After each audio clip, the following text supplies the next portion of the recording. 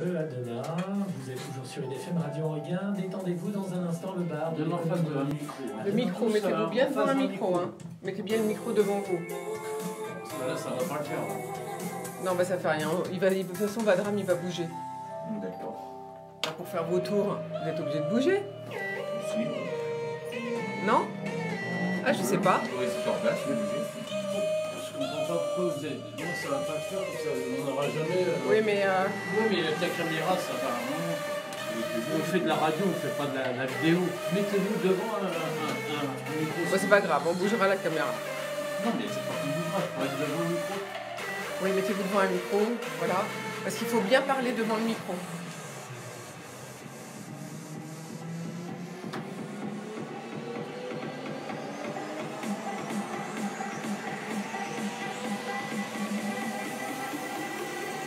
Bonjour à toutes, bonjour à tous, bienvenue au bar de l'économie pour la dernière semaine avant les vacances scolaires. Émission très spéciale aujourd'hui car nous accueillons le leader international de la transformation digitale. Nous accueillons une start-up dans la programmation vidéo, la réalité virtuelle si vous voulez. Et puis pour un air de fête avant Noël, à nos côtés, j'ai fait venir un magicien. Et oui, peut-être que quelques secrets vont nous être dévoilés. Alors pour suivre ces tours de magie, eh bien connectez-vous tout simplement sur Facebook. Vous verrez la vidéo en live. Vous pourrez même interagir. Rejoignez-nous donc sur la page Bar de l'économie, bien sûr la FM 98.0 et la web radio IDFM 98.fr. Steve Peguet, bonjour. Bonjour à vous et vos auditeurs. Vous êtes le directeur innovation d'Atos France. Atos est une société européenne, c'est le leader international de la transformation digitale avec plus de 110 000 collaborateurs dans 73 pays, un chiffre annuel de plus de 11 milliards d'euros, une société cotée sur le marché Euronext à Paris qui fait donc partie de l'indice du CAC 40. Alors on est très fiers que vous soyez avec nous car ensemble, vous allez nous parler de tout ce qui fait l'intelligence artificielle. Je ne sais pas si ce mot vous convient. On va parler bien sûr d'innovation, c'est-à-dire de cloud, de cybersécurité, de supercalculateurs, d'applications métiers, d'environnement de travail, de la quantique, du learning machine, bref, de tous les mots qu'on utilise en informatique, comme on dit aujourd'hui. Voilà, vous êtes aussi le partenaire des Jeux Olympiques et Paralympiques. Et puis, le groupe exerce bien sûr sous beaucoup de marques, mais on connaît plus particulièrement Atos. À nos côtés, Dominique Yolin, bonjour. Bonjour. Dominique Yolin, vous êtes développeur indépendant, vous venez de créer votre propre entreprise.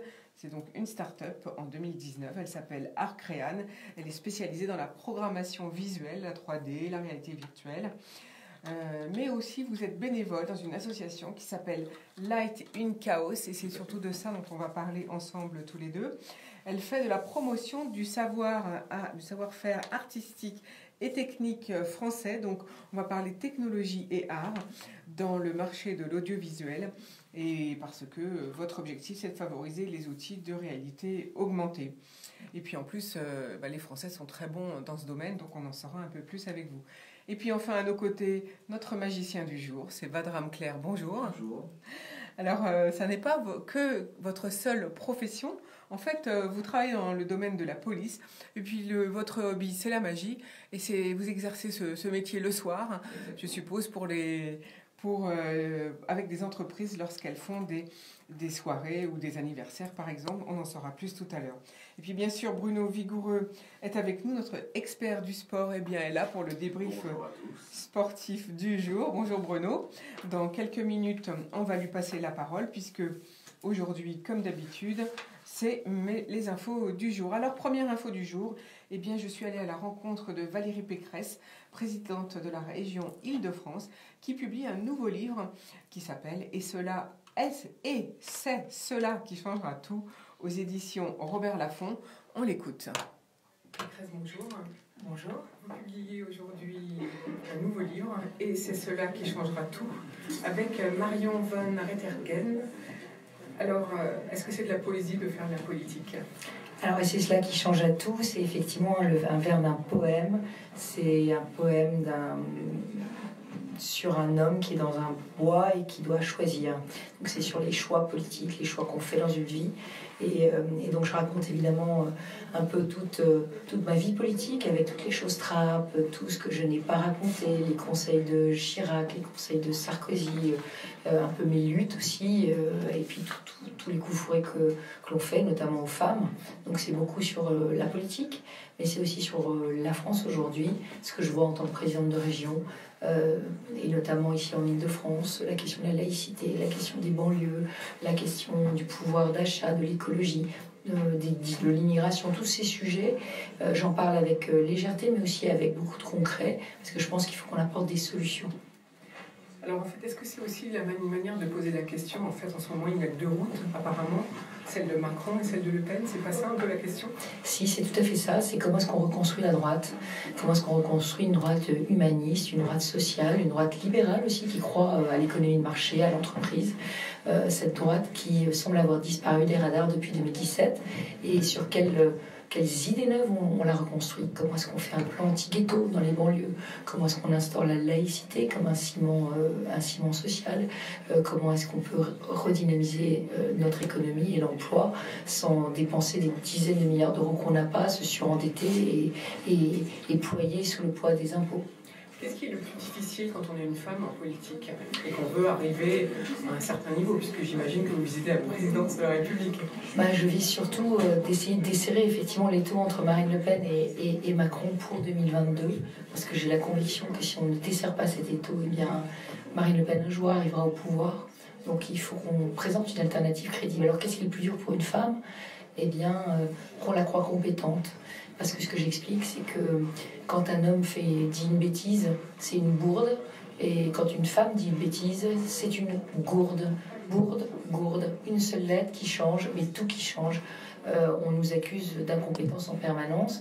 Et alors particulièrement les femmes de droite, je dois le dire, parce qu'on est réputé... les féministes ne nous défendent même pas. Alors la seule qui a droit à l'indulgence, c'est Marine Le Pen, qui, quand elle prône la retraite à 60 ans, qui mettrait le système en faillite, ou quand elle dit que le SMIC horaire est à 36 € de l'heure, eh bien, personne ne la reprend, personne ne la critique, elle bénéficie d'une forme d'indulgence que les autres hommes et femmes politiques n'ont pas. Vous trouvez que les médias n'ouvrent pas assez la porte, notamment aux femmes politiques? Je raconte tout ce qu'on nous fait, en termes d'attaque sur notre famille. Moi, j'ai été l'objet d'un coup monté terrible pour me piéger avec mes enfants, pour m'accuser d'avoir commis un accident de voiture avec délit de fuite qui était complètement pipeau, monté. On m'a accusé d'avoir prononcé des phrases racistes. Voilà. Donc toute ma vie politique dans ce livre, je raconte comment est-ce qu'on se sort de toutes ces fake news, de toutes ces coups montées, de ces attaques. Et c'est dur quand on est une femme de faire face à autant de violence. Les hommes sont peut-être plus préparés que nous à faire face à cette violence. Et puis on les attaque moins sur leur famille. Voilà, donc si on veut avoir une idée également du destin de la France selon votre avis, Valérie Pécresse, eh bien il faut acheter « Et c'est cela qui changera tout » aux éditions Robert Laffont. Merci beaucoup. Voilà un livre donc à offrir si vous voulez à Noël, le livre de Valérie Pécresse aux éditions Robert Laffont. Autre info du jour, eh bien après plus d'une semaine de mobilisation, le mouvement contre la réforme des retraites se cristallise. Les confédérations syndicales ont appelé à renforcer la grève. Rappelons que 19% des Français souhaitent que le gouvernement conserve en l'état le projet de loi, selon 6 points de plus qu'à la veille du mouvement. 63% souhaitent qu'il le conserve, mais en y apportant des modifications, et 18% qu'il l'annule. Donc il y a quand même une évolution dans le sentiment des Français. Alors, je vous avais promis la semaine dernière de vous faire un petit tour d'horizon sur l'âge au niveau de l'Europe. Alors voilà quelques pays. Eh bien en Allemagne, l'âge légal de départ en retraite est de 65 ans et 7 mois et il sera repoussé à 67 ans en 2030. L'âge moyen de départ à la retraite est de 62 ans sous réserve de soit 35 années de cotisation. La loi ne fixe pas de pension minimale. Les Allemands doivent prendre une assurance retraite privée complémentaire. Le taux d'emploi des 60-65 ans, par contre, lui, est à un niveau record. Et l'emploi se développe chez les retraités de 65 ans et plus. En Autriche, les hommes partent à 65 ans, les femmes à 30 ans. à 60 ans. Je répète que ça, il s'agit de l'Autriche. Entre 2024 et 2033, l'augmentation de départ de l'âge à la retraite va évidemment rattraper celle des hommes pour les femmes, donc elles devront partir à 65 ans. En Espagne, eh bien, d'ici 2027, la retraite devrait passer à 67 ans, sauf si on a cotisé 38 années et 6 mois, alors on est autorisé à partir à 65 ans. La durée de cotisation est de 37 ans et le calcul se fait sur une base de 25 années et au lieu de 15 comme auparavant. Il y a bien une pension minimale, elle est de 618 € par mois pour une personne de plus de 65 ans et de 578 € si on part avant l'âge de 65 ans. La Belgique, eh bien, l'âge moyen c'est 65 ans et cela va passer à 66 ans en 2025 et à 67 ans en 2030. En Bulgarie, les hommes partent à 64 ans, les femmes à 61 ans et 2 mois. Voilà, mais cela va augmenter pour les femmes de 2 mois par an jusqu'à la fin de 2029, puis de 3 mois par an à partir de 2030 pour atteindre l'âge de 65 ans. En Croatie, c'est 65 ans pour les hommes, 62 ans pour les hommes.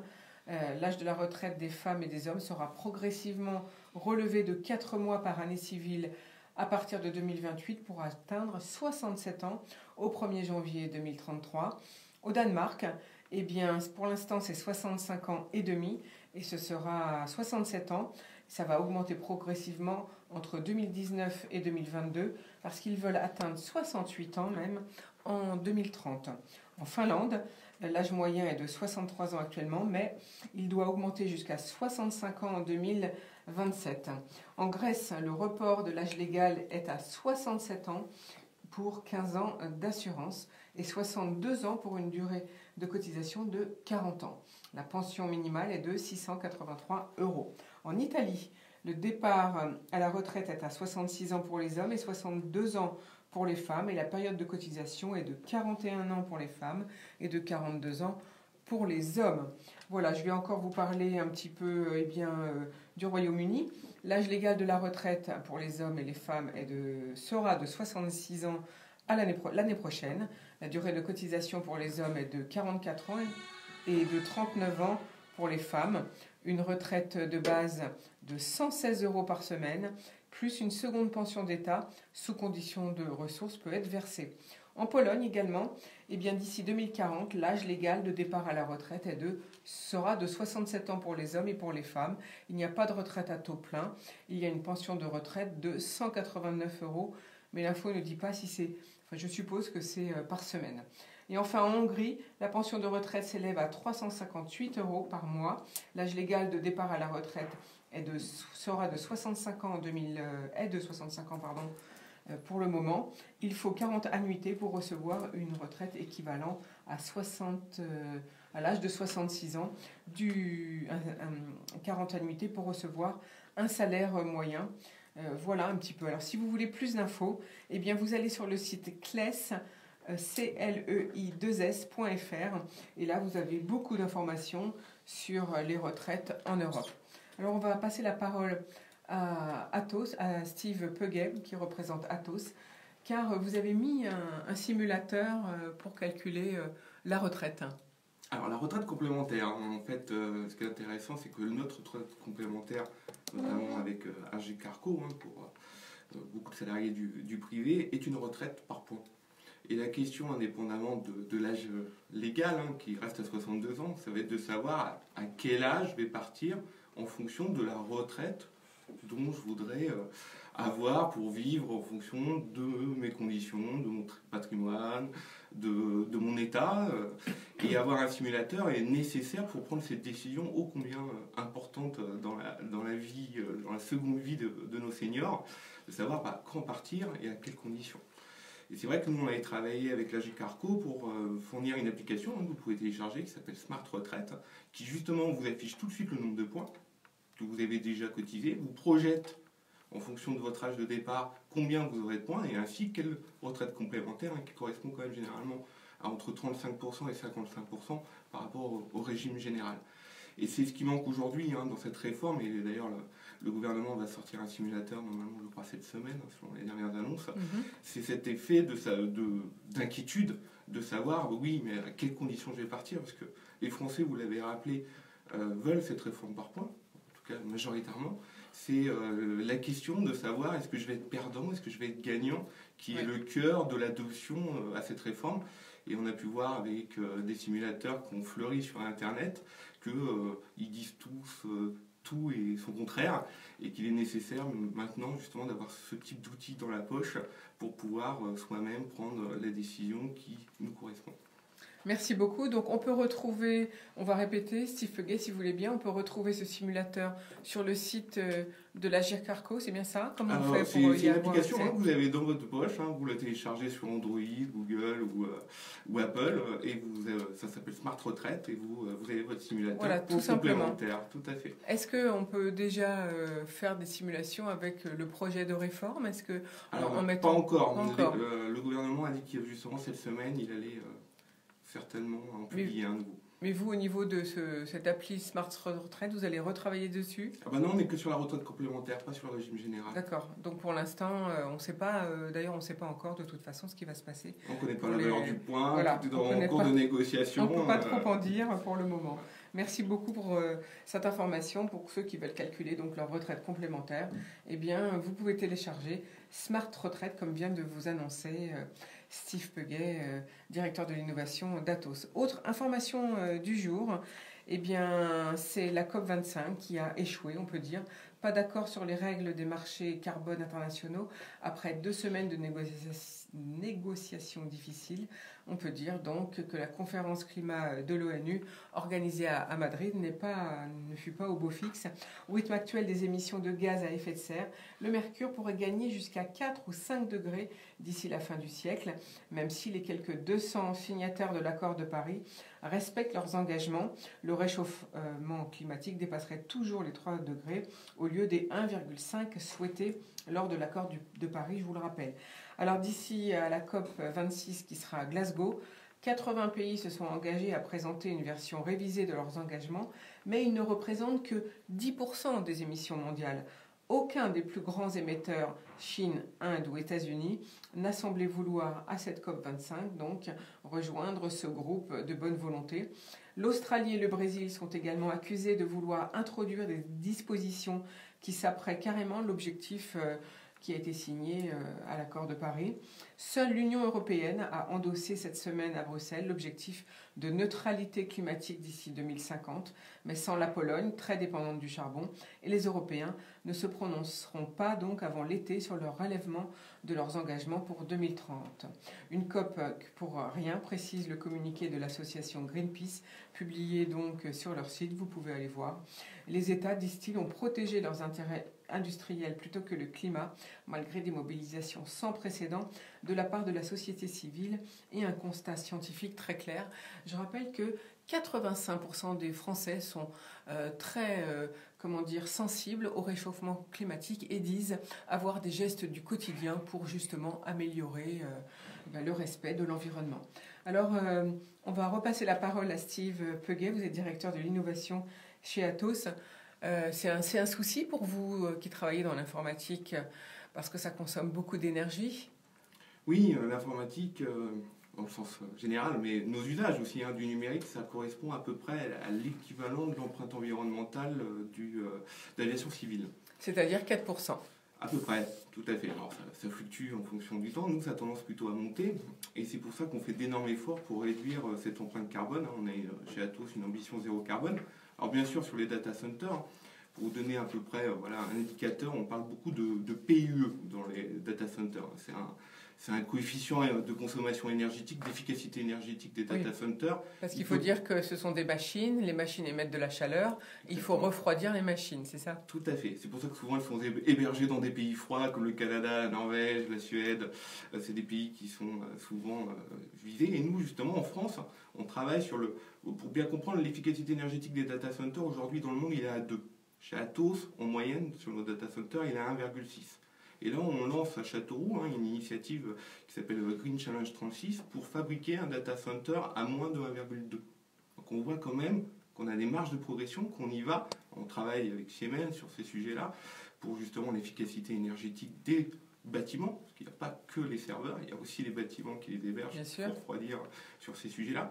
On travaille aussi sur tout ce qui est éco-conception. Ça, c'est quelque chose de nouveau. C'est comment concevoir des applications pour qu'elles consomment moins.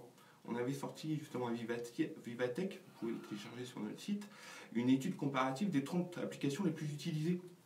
Et on a été très surpris des résultats et de voir que ça pouvait passer du simple à x10 l'usage de certaines applications. Une par exemple qui est un succès, c'est la 3e application qui est à destination plutôt des jeunes, alors vous ne connaissez peut-être pas, qui s'appelle TikTok. J'en ai pas l'usage. On connaît. C'est effrayant la consommation énergétique. Si vous utilisez TikTok, votre téléphone, au bout d'une heure, il est vide.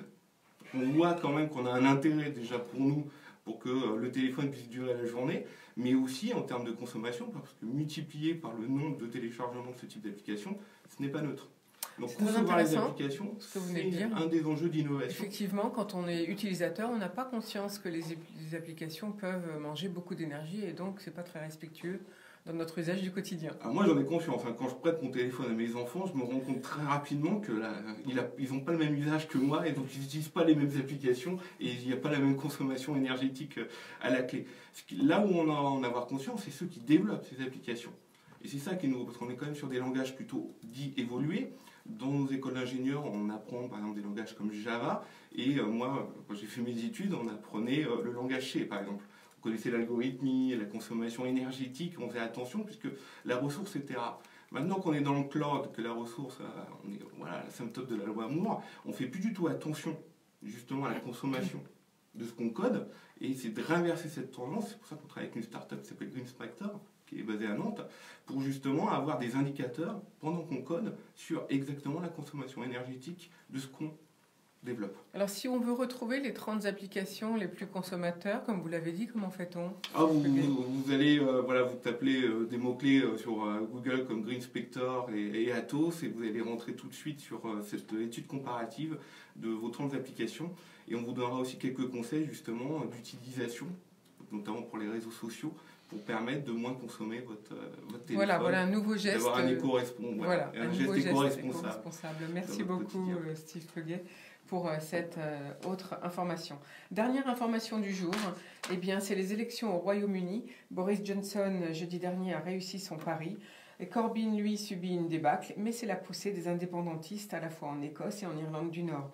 Le Premier ministre donc sortant va pouvoir rester au Downing Street pendant 5 ans. Il devrait donc réaliser comme promis le Brexit au 31 janvier 2020, donc c'est dans un mois pratiquement. Et puis son camp conservateur a remporté une victoire historique jeudi dernier avec 365 sièges à la Chambre des communes, soit 39 de plus que la majorité absolue du jamais vu depuis 87, donc sous Margaret Thatcher. En Écosse, les indépendantistes du Scottish National Party ont remporté une victoire majeure, prenant 48 sièges sur 59. La première ministre Nicola Sturgeon, dirigeante de ce parti, le SNP, a immédiatement appelé à l'organisation d'un deuxième référendum d'indépendance 5 ans après celui de 2014. En Irlande du Nord, la nuit a été cruelle également pour les unionistes. Pour la première fois, ils perdent leur majorité parlementaire face au parti nationaliste en faveur de l'unification de l'Irlande. Donc du coup, les premiers ont 8 sièges et les seconds en ont 9. Il n'y a qu'un siège qui est de différence, mais ce siège va au parti Alliance, donc non communautaire. Sur la scène internationale, Donald Trump, lui, s'est félicité du choix de la Grande-Bretagne, car comme cela, les États-Unis seront libres de conclure un nouvel accord commercial massif après le Brexit. Cet accord a le potentiel d'être beaucoup plus lucratif que n'importe quel accord qui aurait pu être fait avec l'Union européenne, a-t-il donc déclaré. Angela Merkel, elle, a salué une victoire claire. Je me réjouis de la poursuite de notre coopération pour l'amitié et un partenariat étroit entre nos deux pays. Et quant à Emmanuel Macron, il a estimé que le temps de la clarté était venu. Voilà, on va passer la parole tout de suite à Bruno Vigoureux. Alors, quel résultat sportif ce week-end, Bruno ? Bonjour Florence, bonjour à toutes et à tous. Allez, et si on s'envoyait en l'air ? Enfin, je veux dire, si on prenait de l'altitude, et pas de malentendu. Oui, on va monter sur les montagnes de Val d'Isère et respirer le bon air de la victoire. Car hier, le Français Alexis Pinturault s'est imposé en patron dans le slalom sur les pentes de Bellewaerde, en mettant loin derrière la concurrence. Vainqueur de la première manche, il a terminé deuxième de la seconde. C'est son premier succès depuis 2014. Et c'est coup double aussi pour lui, car avec cette victoire, il prend la tête de la Coupe du Monde. Cette victoire fait du bien et montre que les champions, eux, ne sont pas en grève, avancent toujours et sont souvent à l'heure au moment des grands rendez-vous. C'est également le cas du Paris Saint-Germain en football, qui est habitué à respirer l'air des sommets. Hier soir, les Parisiens se sont promenés en s'imposant à Saint-Etienne 4-0. Une large victoire pleine de lucidité et de panache avec Neymar et Kylian Mbappé qui ont largement démontré qu'ils étaient en train de monter en puissance. Les Parisiens seront attentifs tout à l'heure autour de midi car ils connaîtront leur colonne et la fameuse remontada en 2017. Alors, qui pour Paris? On sera fixé à la mi-journée. Pour l'autre club français engagé en Ligue des Champions, l'Olympique Lyonnais, la tâche s'annonce beaucoup plus délicate. L'OL, en effet, est quasiment assuré de rencontrer un énorme adversaire.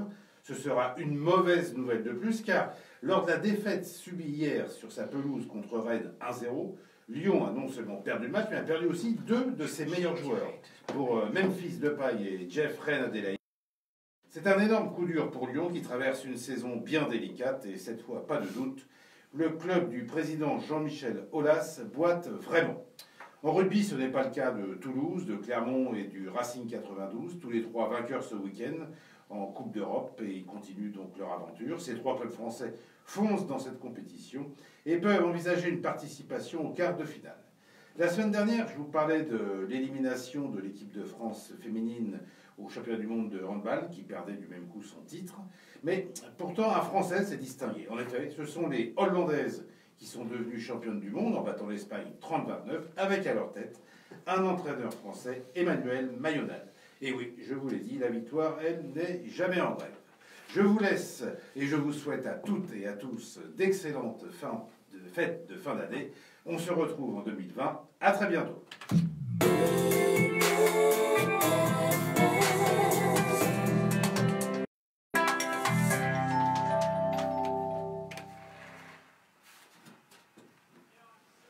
Merci Bruno. C'était un plaisir. With our favorite singer, Andrea Bocelli. He's amazing. Non, mais il n'y a pas la musique là, puisque c'est. Il y a le fichier. Ah oui, il faut les. Tu es là jeudi? Je suis là jeudi. Oui, c'est Dominique et moi qui sommes là. Bon, bah, je vous vois jeudi. Ouais, avec plaisir. Philippe, à Giovanni. Amuse-toi bien, fais bien à manger, bien à boire. Ouais. Là, c'est prévu. Éclate-toi. Tout est prévu. Ouais, c'est bien. Allez, bonne émission. Je suis encore rien prévu. Moi non plus. Je m'organise, dis donc. Il faut que j'achète des cadeaux pour les enfants. Ah bah, il y a du boulot cette semaine alors. Ça fait 3 mois que c'est comme ça. Courir partout. Vous avez 3 enfants, c'est ça? Ouais, c'est ça, ouais. Ah oui, donc il faut bien tout prévoir. C'est ça. Bon, ils ont fini leur liste de Noël, donc je vais pouvoir y... Est-ce que vous avez que 3 filles? 3 filles, ouais. Ah, c'est bien. 6, 9, 12. Pardon, Ouais, 6. 6, 9, 12. C'est efficace, Ouais. votre appli là. Ah, oui. Ah oui, je suis pas loin de la retraite, moi. Ah ouais. Ah, ça y est, tu es déjà dessus, t'es déjà dessus? Bah oui, je vais me gêner. Alors, Si je peux t'as me barrer. téléchargé quoi? Bah, c'est. Smart retraite. Ouais, c'est Smart Retraite. Oui, mais c'est que pour la retraite. Mais vas-y, me regarde pas non plus. Bon, excuse-moi, oui, c'est vrai. Non, Oui, mais t'as pas tout là-dessus, t'as qu'une partie. Non, Ah, ça s'appelle- non, tout à fait. Vous avez cotisé à la Gicarco alors? Comment? Vous avez cotisé à la Ah, Gicarco? j'ai cotisé Tous les partout, régimes. Pour être après Alors. au régime, bien sûr. Vivement C'est- l'application Ouais, qui ouais. rassemble tout. Ouais, alors. ouais. Oui, c'est vrai.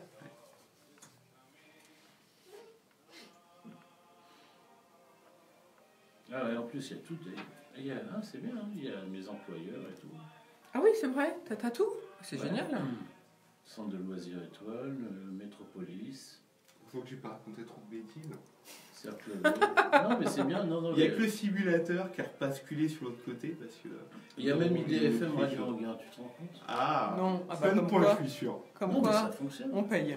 Ça veut dire. Bah, il y a intérêt. Hein, parce que là, Vous avez quel âge si c'est pas discret? Comment? Vous Il avez est quel jeune. âge? Il est jeune. 50, je vais avoir 58. Ah, vous avez encore le temps. Ah oui, là. Ah ouais, ah oui, oui. Ah, il va... Dans 8 ans, ça va encore. Ah, ça. On y retourne? Ouais. On a besoin de vous, regardez. Bah oui, on a besoin. Allez, go. Nous voilà de retour au bar de l'économie. Aujourd'hui, je suis en compagnie de Dominique Yolin pour Light in Chaos, de Vadram Claire, magicien, et de Steve Peguet, directeur de l'innovation d'Atos France, société cotée au CAC 40. Alors, Steve Peguet, qu'est-ce que ça veut dire être directeur de l'innovation quand on est chez Atos? Parce que finalement, on innove tout le temps dans votre domaine. Oui, tout à fait. Le C'est une de course savoir- après la montre. Oh oui, il y a bien sûr les problématiques de time to market, puisqu'on n'est pas les seuls à innover. Donc forcément, il faut trouver les priorités sur lesquelles investir en termes de budget de R&D. Mais pas que, c'est aussi trouver des bonnes idées à concrétiser dans des contextes propres à chacun de nos clients. Comme nous travaillons sur l'ensemble des marchés actuels, c'est toujours compliqué de savoir que telle technologie a telle valeur dans tel contexte. Et le but de l'innovation, c'est pas justement de travailler sur les verrous technologiques, mais travailler sur la valeur pour savoir comment valoriser une donnée, par exemple, ou valoriser un algorithme, ou valoriser une technologie.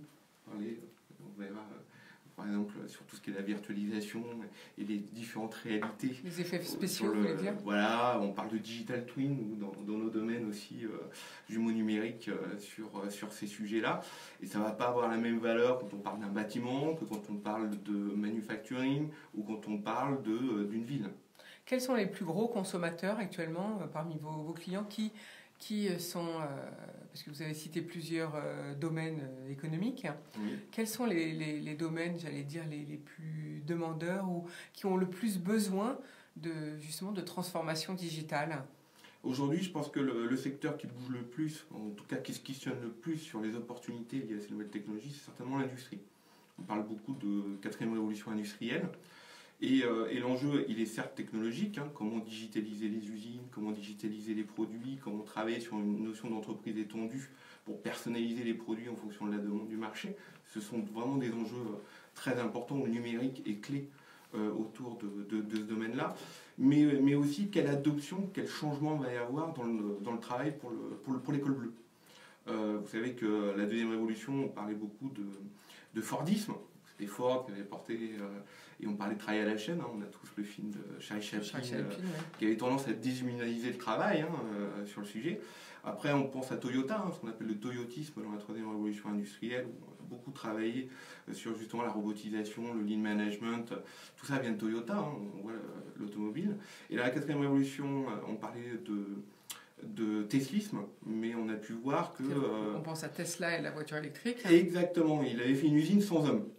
Alors ça avait des gains de productivité énormes au démarrage, et puis après on a reçu, vous savez qu'il tweet beaucoup, un peu moins maintenant parce qu'on est interdit, mais à l'époque justement il avait dit, j'oublie juste une chose, c'est que l'humain est au centre des usines. Et oui, parce que dès qu'il y a eu une crise, en fait, l'outil de production s'est arrêté. Et il a fallu 6 mois avant pouvoir relancer la production. Donc on voit bien qu'on a un nouveau modèle à inventer, et que ce n'est pas qu'une histoire de technologie, c'est comment justement apporter cette transformation digitale avec une adoption des humains au cœur de ces usines. Donc ça, c'est pour le futur, ou bien est-ce que ça, vous voyez que c'est maintenant? Ah non, c'est maintenant. Tout est en train de se faire. La question, c'est de savoir qui, avec quel mode, va être le prochain leader de l'automobile, par exemple. Alors tout à l'heure, vous avez parlé, quand on a commenté les infos ensemble, vous avez parlé des bâtiments. Est-ce que là, également, il n'y a pas une révolution qui commence puisqu'elle a peut-être pris le train en marche un peu plus tard que l'industrie. Oui. Où est-ce qu'on en est dans ce domaine? Quand on parlait de l'industrie, par exemple, ce qui avait révolutionné, c'était Dassault, avec Dassault Systèmes, notamment pour les avions, avec ce qu'on appelle la maquette numérique. Et la maquette numérique, ça a transformé le PLM, ce qu'on appelle la gestion du cycle de vie du produit. Donc c'est ça, maquette numérique, et toutes les informations qui va derrière. C'est vrai qu'on va maintenant sur le jumeau numérique, sur ces questions-là. Et on a la même révolution au niveau du bâtiment, qui s'appelle le BIM. Excusez-moi pour les gros mots, mais c'est pour donner... Et c'est toute la maquette numérique du bâtiment pour justement gérer tout le cycle de vie. Pas simplement sa construction et son chantier, mais bien aussi son exploitation Par exemple, l'efficacité énergétique du bâtiment est un enjeu. Hein. On parlait de la COP tout à l'heure.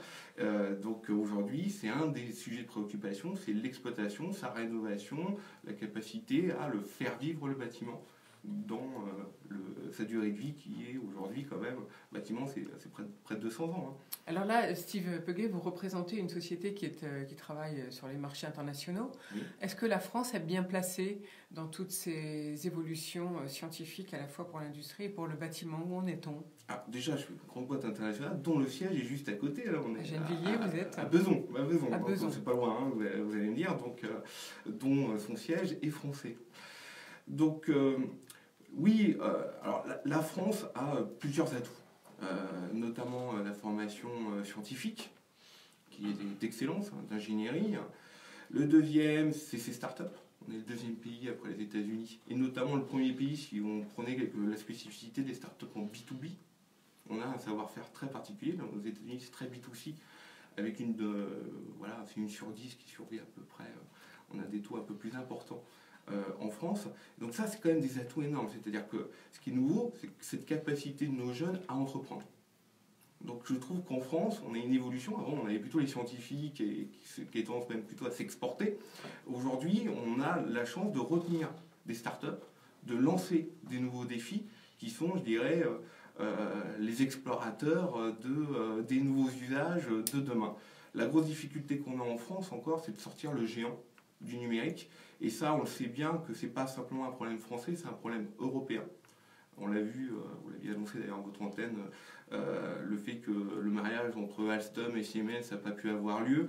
On voit qu'au niveau européen, à l'échelle, faire émerger un géant du numérique, ça reste encore un défi. Alors justement, si on est une société et qu'on est intéressé de travailler avec vous, est-ce que vous travaillez aussi bien avec des grands groupes qu'avec des petites startups? Oui, tout à fait. Est-ce que donc il y a plusieurs niveaux? Comment vous faites dans ces cas-là pour financièrement pour équilibrer, on va dire, les prestations? J'imagine que c'est pas les mêmes tarifs. Hein. C'est pas les mêmes tarifs, c'est pas les mêmes, je dirais, ampleurs, hein, parce que c'est pas les mêmes niveaux de maturité. Donc l'objectif d'une start-up aujourd'hui, c'est de lever des fonds. Donc faire des tours de table, et c'est pas forcément d'industrialiser dans un timing par rapport à un contexte client. Donc nous, on réassure typiquement ce type de choses et on accélère au bon moment la capacité à industrialiser les innovations de certaines startups qui sont peut-être trop orientées sur leur tour de table avec un roadmap qui peut correspondre pas à celui de nos clients. L'enjeu, c'est pas tellement d'innover avec les startups, tous les grands groupes le font. L'enjeu, c'est d'accélérer cette capacité à le déployer à une échelle internationale. Et c'est là où nous, on travaille avec un certain nombre de startups. On a à peu près, là en ce moment, on travaille avec 112 startups. 112 ? Oui, 102. 102 startups. Voilà, où on a des discussions actives, des POC, des projets en cours. C'est à peu près notre portfolio. 102 françaises. Et dedans, on va dire, il y a une quinzaine qui sont à l'international. Donc 90 françaises, pour vous donner un ordre d'idée. Toutes les initiatives qu'on prend avec elles n'aboutissent pas forcément. On a un taux de succès à peu près d'1 sur 2, pour vous donner, de trouver justement une valeur, comme j'expliquais tout à l'heure dans le principe de l'innovation. Mais sur le 1 sur 2, c'est assez énorme. Derrière, il y a une capacité d'accélérer et d'apporter de la valeur à nos clients qui est assez unique. Bien sûr, on va le trouver aussi avec des grands groupes. On travaille par exemple, on a les partenariats en date qu'on a fait avec Google, où on a construit justement un lab sur l'intelligence artificielle l'été dernier. Oui, alors justement, on va peut-être le détailler, cela, parce que ça c'est très intéressant. Donc, quel est l'objectif ? L'objectif, c'est d'utiliser les avancées technologiques de Google en IA pour justement retrouver des capacités de contextualisation, apporter de la valeur, mais dans un système européen, où il y a les RGPD, où il y a justement toute cette assurance, cette confiance nécessaire par l'intermédiaire d'un acteur comme Atos. C'est avec nous, notre raison d'être, justement, c'est de façonner l'espace informationnel, mais en confiance, dans une réglementation qui est propre à l'Europe. Et c'est typiquement ce qu'on fait avec Google, de travailler à partir de cette avance technologique américaine sur notamment l'intelligence artificielle, que ce soit en computer vision ou que ce soit en machine learning, donc en auto-apprentissage, pour justement contextualiser sur un certain nombre d'usages. Vous pourriez aussi travailler avec Quant, par exemple, qui est le moteur de recherche français. Oui. Nous, quand on parle de Google, mais en fait, on travaille avec Google Cloud, qui est justement l'entité plutôt à l'entreprise, pas l'entité du moteur de recherche qui est plutôt dans les données personnelles. Vous savez, l'enjeu, il n'est pas technologique. Quant est un très bon moteur de recherche. L'enjeu, il est de savoir quelle est votre page d'accueil. Aujourd'hui, la plupart des gens mettent en page d'accueil Google. Et tant que ça sera le cas, Google sera incontournable, en tout cas sur ce champ de la monétisation en fait, de votre donnée personnelle. Parce que si c'est gratuit, le produit c'est vous, vous le savez déjà. Le problème c'est que justement on n'en a pas forcément conscience. Et donc il est important de connaître justement l'usage de ces technologies, de se l'approprier et de faire des choix. C'est un peu ce que disait Valérie Pécresse avec son livre, qui soient des choix raisonnés. Oui, voilà, choisir la bonne route et donc faire les bons choix tout à fait. En conscience. J'avoue que moi, en page d'accueil, j'ai Google parce que je m'y retrouve.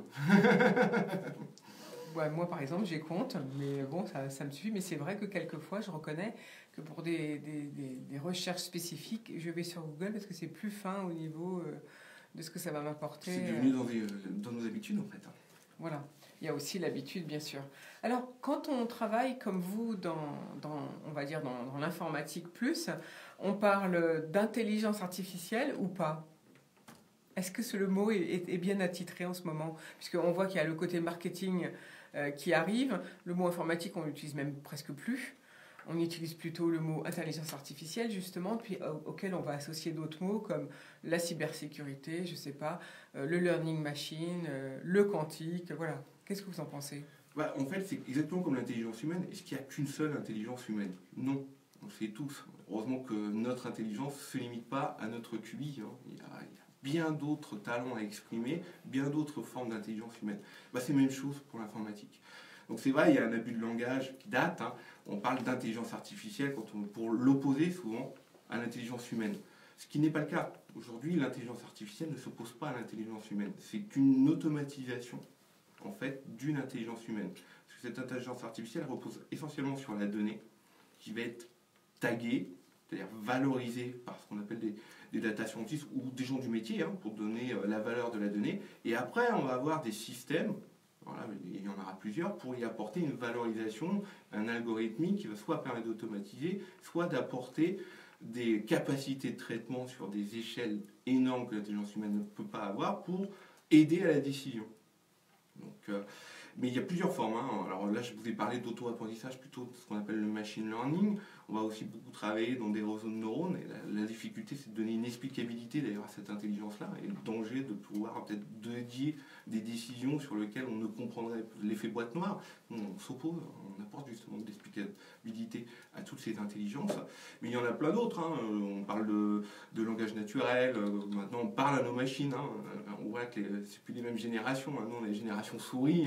Je sais que mes enfants sont plutôt la génération tactile. Mais je vois la nouvelle génération où ils ont l'habitude de parler aux écrans, de parler directement aux machines beaucoup plus facilement pour interagir avec elles. Ça aussi, c'est une intelligence artificielle. Vous voyez, donc du coup, il y en a... La souris et les claviers vont disparaître, à votre avis? Oh, ils ont déjà plus ou moins disparu. On les voit de moins en moins, en tout cas en usage au quotidien, parce qu'on a des moyens beaucoup plus efficaces d'interagir avec ces machines, même si derrière, ils s'additionnent et ils ne se supplantent pas. C'est ça qui est intéressant avec les technologies, c'est que c'est souvent des technologies dites de rupture, mais ça n'empêche pas que derrière, on utilise encore les anciennes technologies. La preuve avec le livre, on disait le livre va disparaître et Total, pas du tout.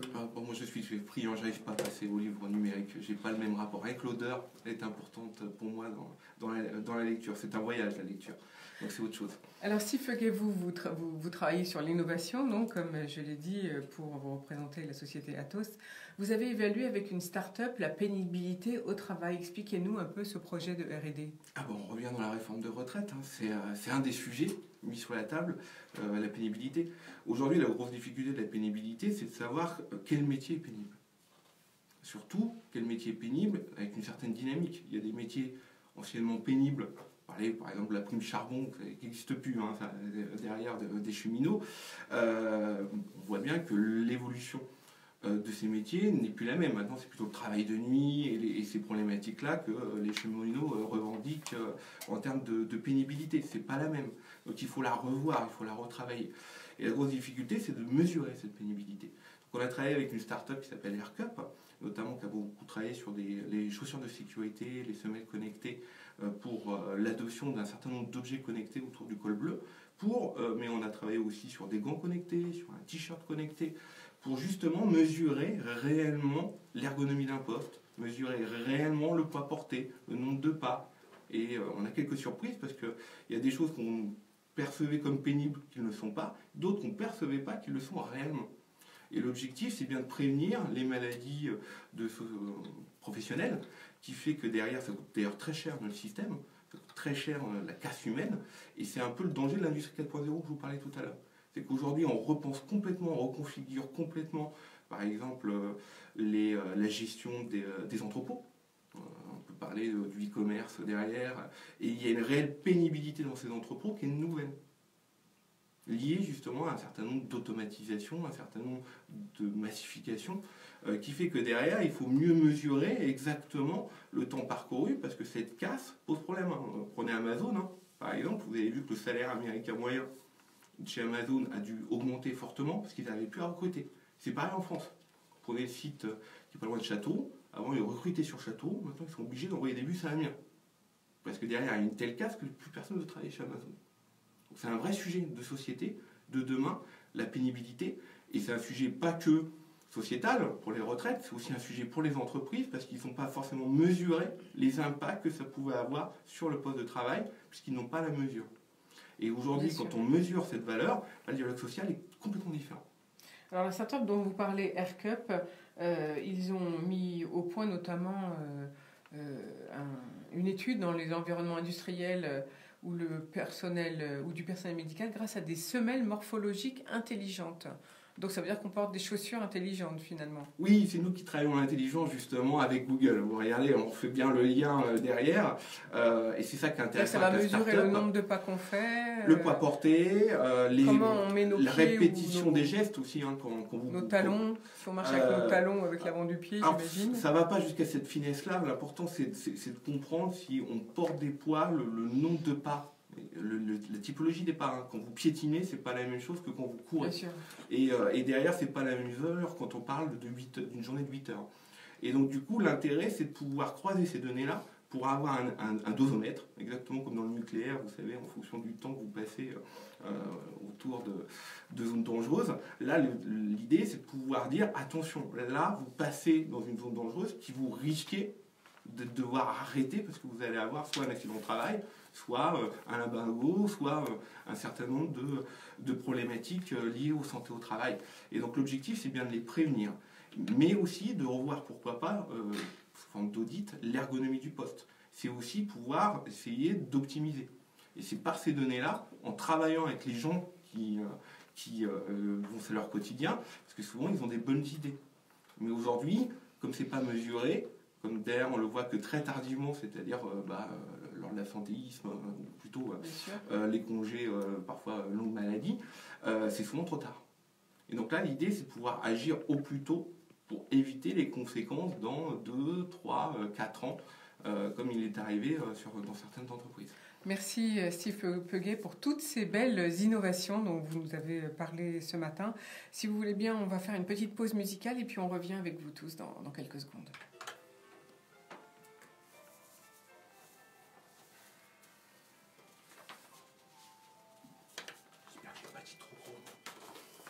Non, sinon je les reprends de toute façon. J'ai remarqué, je vous en remercie.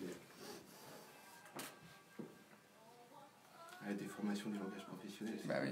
Bah, tous les métiers ont des abréviations, des trucs, des machins. Je m'en rends même plus compte. Je les ai à peu près compris. Je m'en doute pas. Alors je propose qu'après on enchaîne avec la réalité virtuelle avec vous. Et puis à la fin de l'émission, je vous referai parler sur justement le futur des ingénieurs, un petit peu ce dont on a parlé tout à l'heure. Et puis sur l'informatique quantique, sur est-ce que c'est important, les mathématiques, tout ça. Voilà. Bon, si vous voulez qu'on parle de mission, de la défense, je sais pas, vous avez le droit d'en parler? Non, c'est pas tellement parlant pour le grand public. Si je peux parler du programme Oxyum qu'on a fait pour le programme Sentinelle, pour la défense antiterroriste. On a fait une belle innovation là-dessus. Ou alors on parle de ça tout de suite. Et puis après on passe faut faire le lien après avec la réalité virtuelle.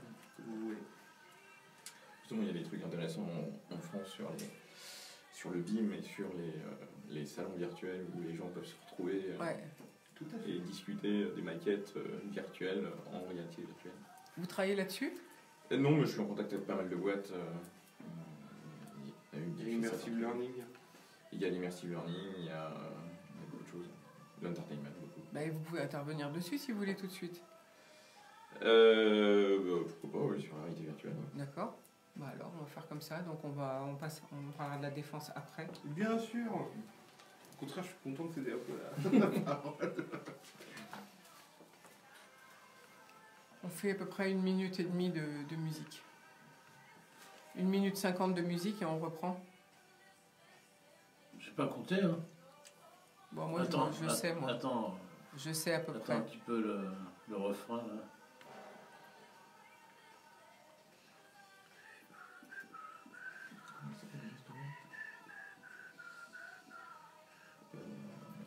Alors, on y va, allez. C'est un rassemblement de start-up. Je suis en train de le retrouver. Nous voilà de retour au bar de l'économie. Aujourd'hui, je suis en compagnie de Steve Peguet, directeur innovation chez Atos France, de Vadram Claire, magicien, également policier, et puis de Dominique Yolin. Dominique Yolin, vous êtes développeur indépendant. Vous venez de créer votre start-up, mais en fait, vous êtes aussi bénévole dans une association qui s'appelle Light in Chaos et qui fait la promotion du savoir-faire artistique et vous mélangez la technologie, c'est-à-dire pour faire de la réalité virtuelle. Alors expliquez-nous un petit peu où en est l'état de l'art, j'allais dire, de ces métiers. Mais avant, vous intervenez, vous, à titre personnel, aussi un peu dans les mêmes domaines que Steve Peguet, bien sûr. Et vous, le BIM, c'est-à-dire l'informatique numérique pour le métier du bâtiment, ça vous parle?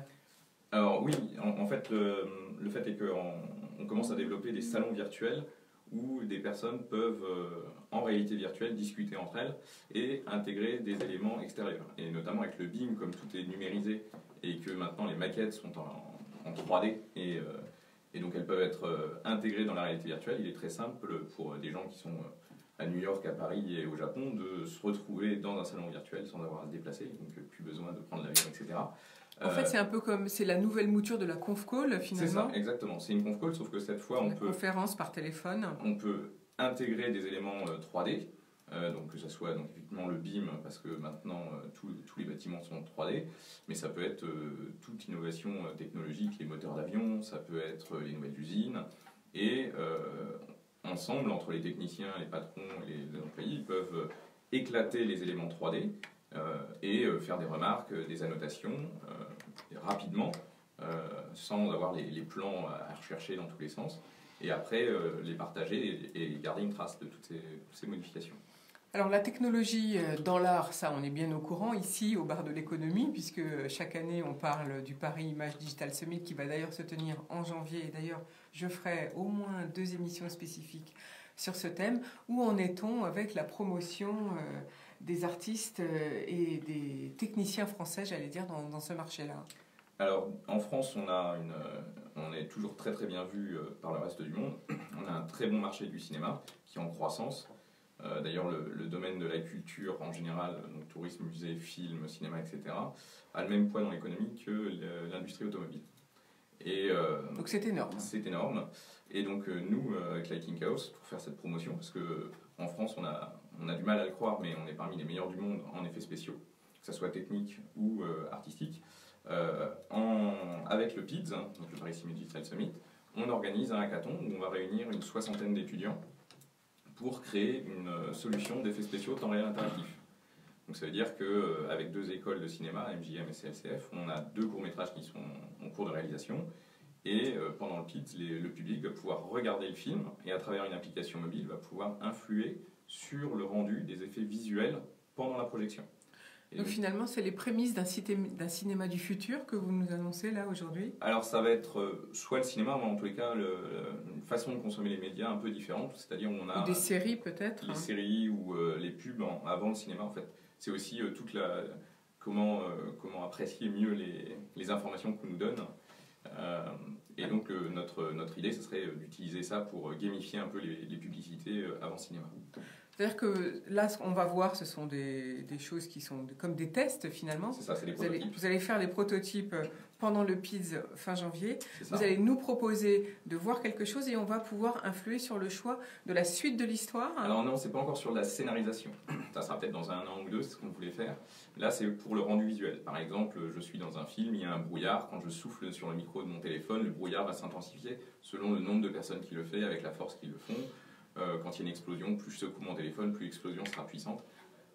Et donc ça va être à la fois de la technique, puisque c'est de l'application mobile, c'est de la connexion réseau, ça va être de la 3D temps réel, et de l'artistique, pour que ça soit joli, bien intégré. Et donc on a toute une suite d'écoles comme Ethic, on a Isart, l'IMAC, etc., qui viennent avec nous.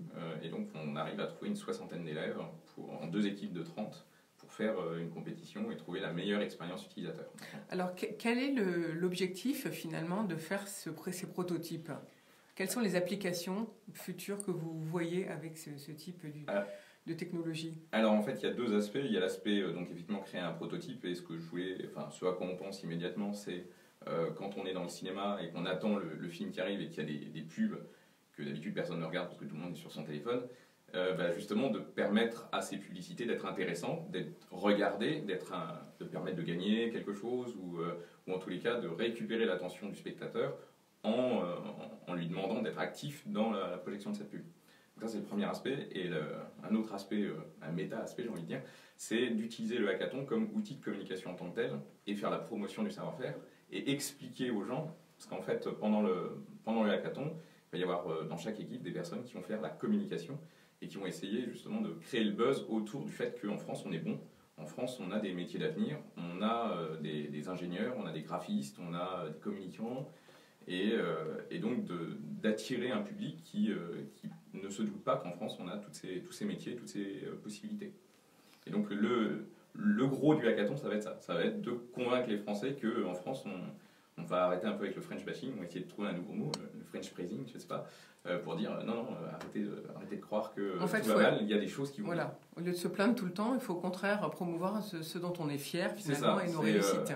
Au lieu de regarder en disant ça va pas, ça va pas, regardez, il y a quand même des choses qui vont bien, on est très très bon en ingénierie, on est très très bon en artistique, on est peut-être un peu moins bon en commercial, mais on va essayer de l'améliorer, voilà. Donc ce qu'on essaie de faire à travers l'association Lightning Chaos, c'est cette promotion, c'est de réussir à montrer des ouvertures, des opportunités.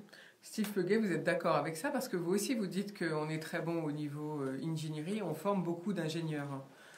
C'est bien ça? C'est tout à fait vrai, et puis on a aussi quand même tout un mouvement artistique autour de nous, et prendre l'un avec l'autre, et l'autre pour en faire l'un, je trouve que c'est une excellente idée, puisqu'on peut développer une filière d'excellence en France à partir de ce savoir-faire.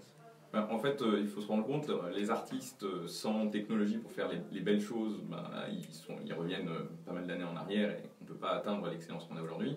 Et les techniques qui créent des super logiciels, s'il n'y a pas d'artistes pour les utiliser, ça ne sert pas à grand chose non plus. Donc en fait, c'est les 2 faces d'une même pièce. Et d'ailleurs, ce qui est très recherché, c'est des techniques qui sont capables de communiquer avec des artistes et inversement.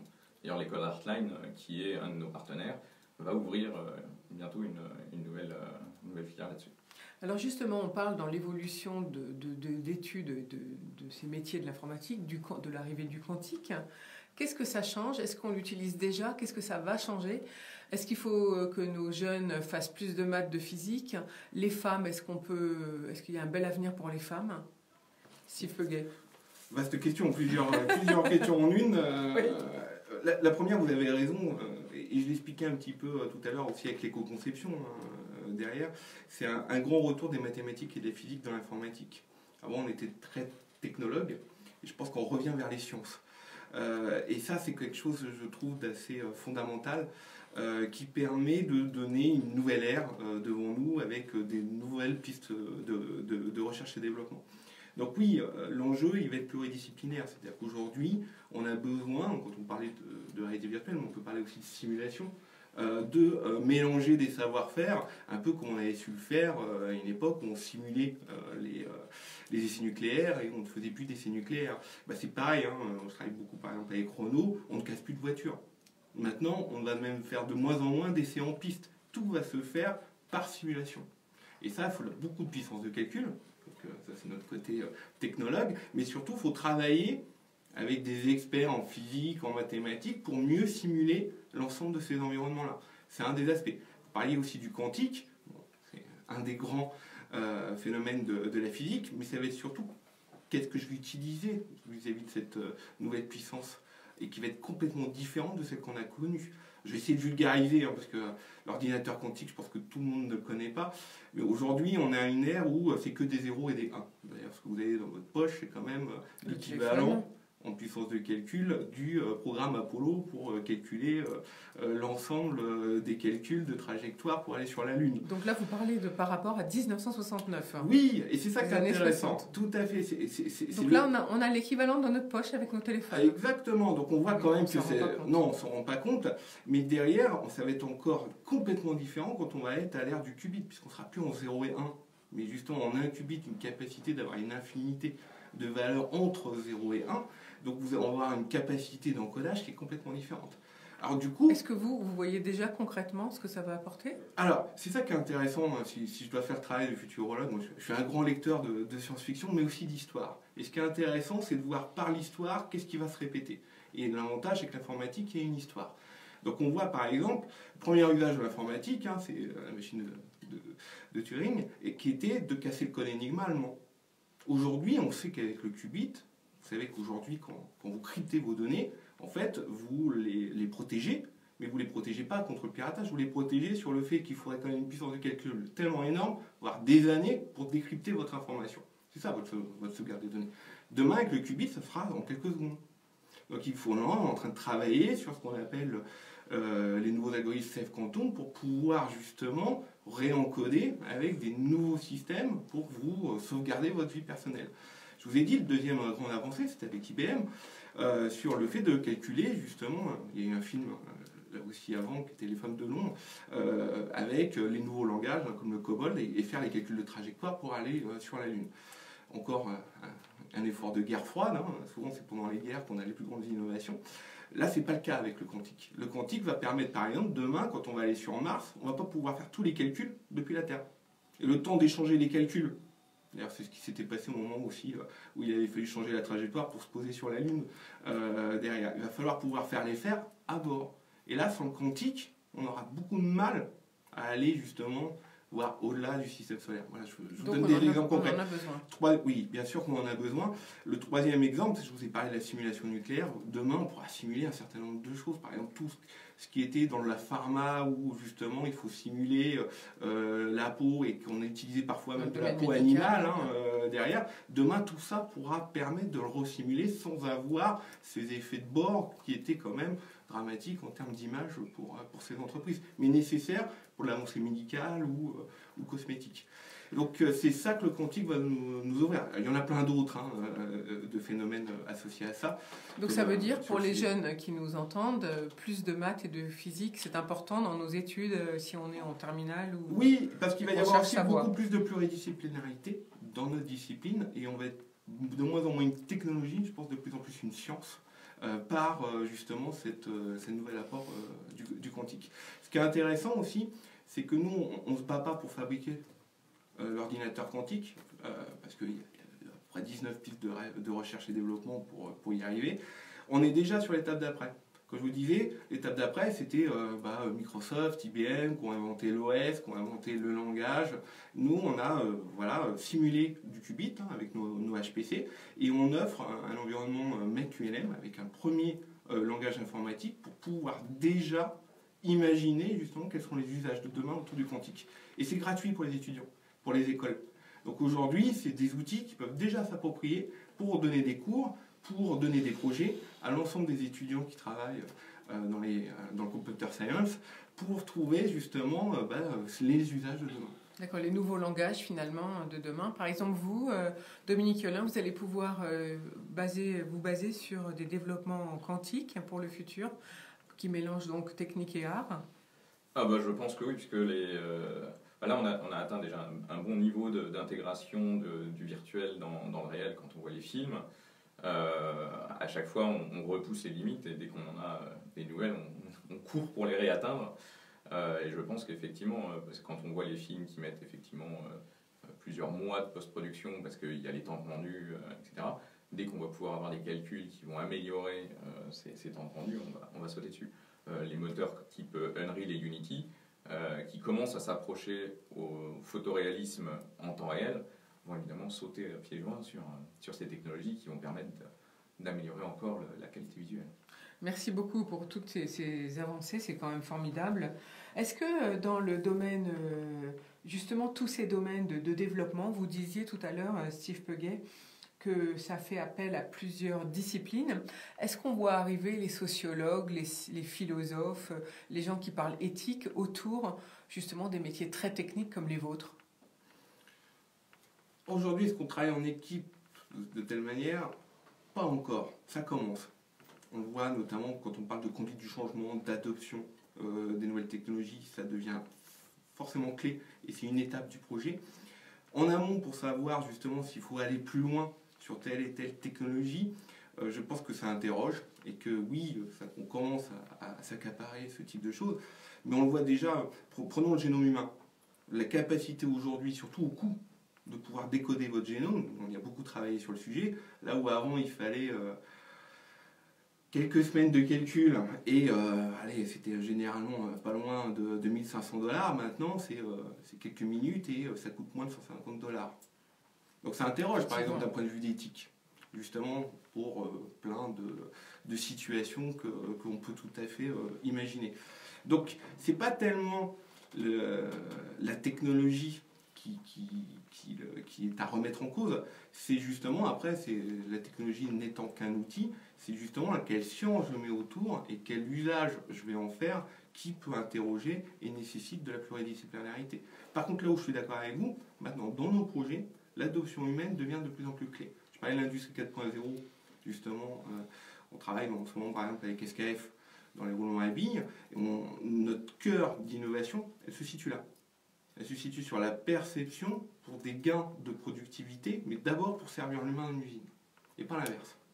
On a pu voir, je vous ai dit... C'est-à-dire qu'on remet bien l'humain au cœur du sujet. Oui, parce que c'est clé. Tout le monde en a conscience. C'est clé, c'est tout à fait, parce qu'on a beau mettre de l'intelligence artificielle, on a beau mettre beaucoup plus de données, beaucoup plus d'informations, c'est quand même lui qui aujourd'hui est le plus en capacité de s'adapter.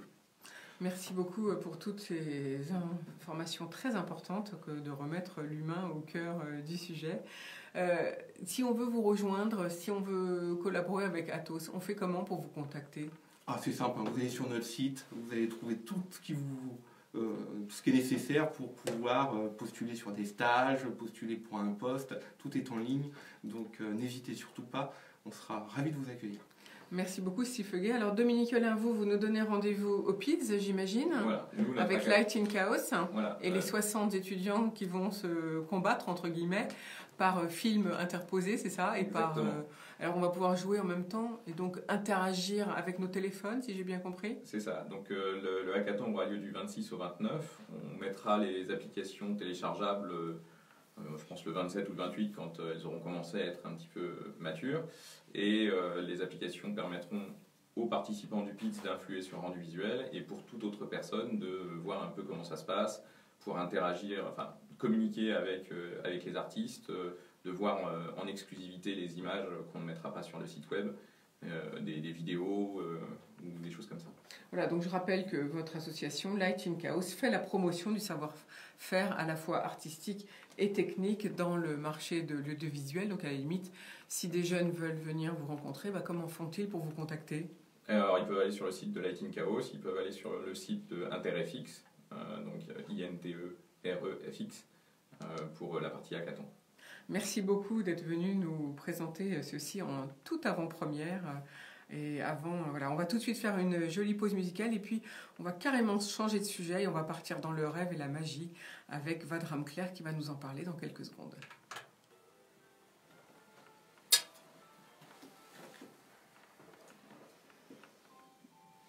Donc là, 1 minute de pause musicale. Et après, c'est à vous. Donc, je vous fais parler ou vous faites un tour d'abord? Je commence par un tour si vous voulez. D'accord. Je vais vous présenter 3 tours. Un tour traditionnel de cartes, un tour de Mettez bien le micro par contre là maintenant devant vous. Ouais. Et un tour peut-être de digital, pourquoi pas. Génial. Voilà. Alors, vous voulez pas vous mettre au milieu? Je vais mettre au milieu, hein, c'est ça serait peut-être mieux, je pense. Comme ça, j'aurai les 2 personnes à côté de moi. Ouais. Que je vais prendre Je vais une avancer ça comme ça. Je vais rester debout. Vous allez rester debout. Oui. D'accord. Donc voilà. 1 minute, hein. 1 minute parce qu'il lui faut 10 minutes. Donc il nous restera juste 10 minutes. Bon, moins de 10 minutes pour moi, c'est grave. Oui, mais il faut que vous puissiez parler, expliquer en même temps.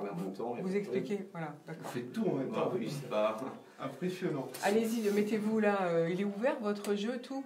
C'est bon? tout est là. Tout est là. L'ouverture fait partie. Vas-y, Je crois que le paquet était scellé. laisse-le tranquille, laisse-le tranquille. Comme il est balèze. Tout seul, moi je peux pas. Même à 2, hein, je voulais faire. Non, mais ce que je vous ai pas dit, c'est que c'est un ancien sportif international. Non, bah ouais, peut-être. Ouais, moi, j'ai été ancien champion du monde de boxe. Ouais. Wow. Ouais. En En kickboxing. quelle catégorie? En moins de 95 kg. Moins de En 90, plus. c'est spécial. Ah, vous avez les épaules, J'ai fait, En effectivement. compétition, j'ai été un an et demi en Thaïlande, j'ai fait le tour du monde presque en boxe, on va dire. Et je me suis reconverti en tant que magicien. Grâce à mes voyages, on va dire, sportifs, j'ai dû rencontrer des grands magiciens, dont David Copperfield, etc. Donc, On y retourne, on y va. Voilà.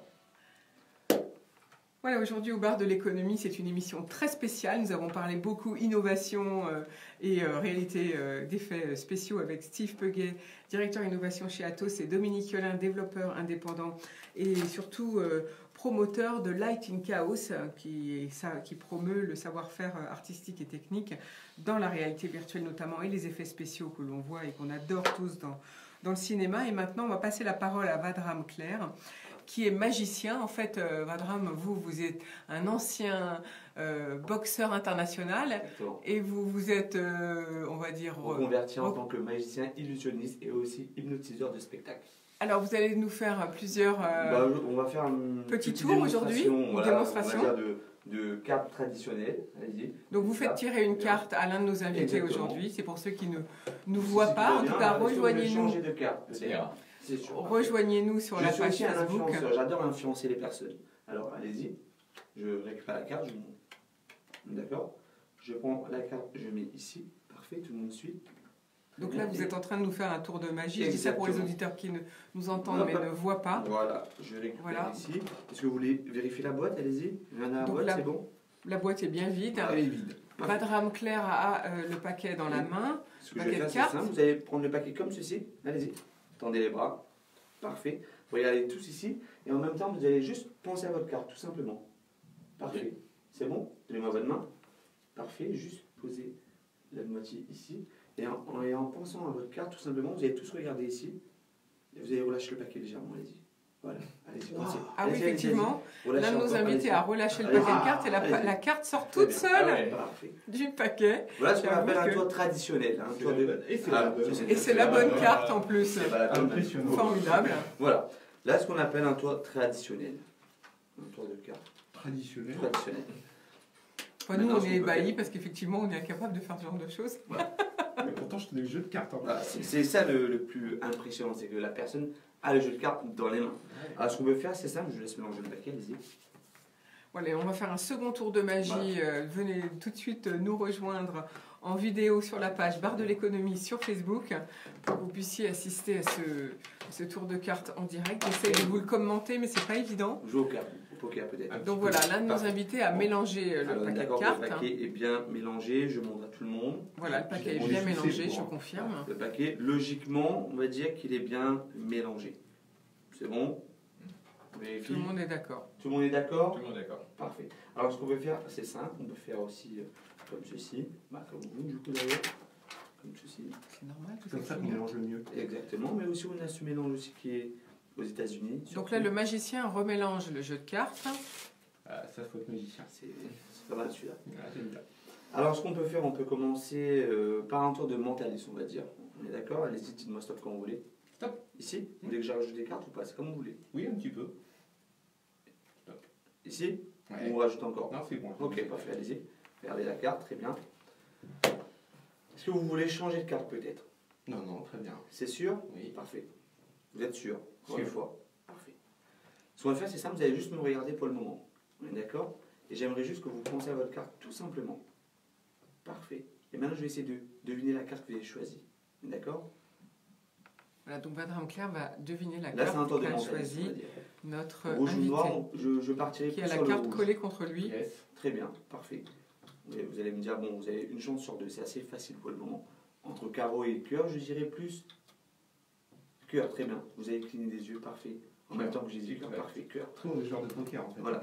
Très bien. Et maintenant, le plus difficile, c'est de trouver quelle est cette carte du coup. Ça veut partir de. Donc le magicien doit bien sûr 1, trouver 2, 3, la 4, carte 5, 6, 7, qu'a 8, 9, 10, gardé 20, notre d'amour, invité As. contre On est lui. d'accord? Vous allez juste vous concentrer sur ma voix, tout simplement.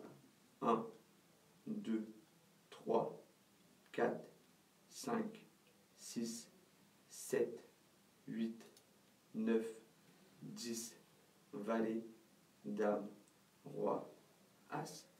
Très bien.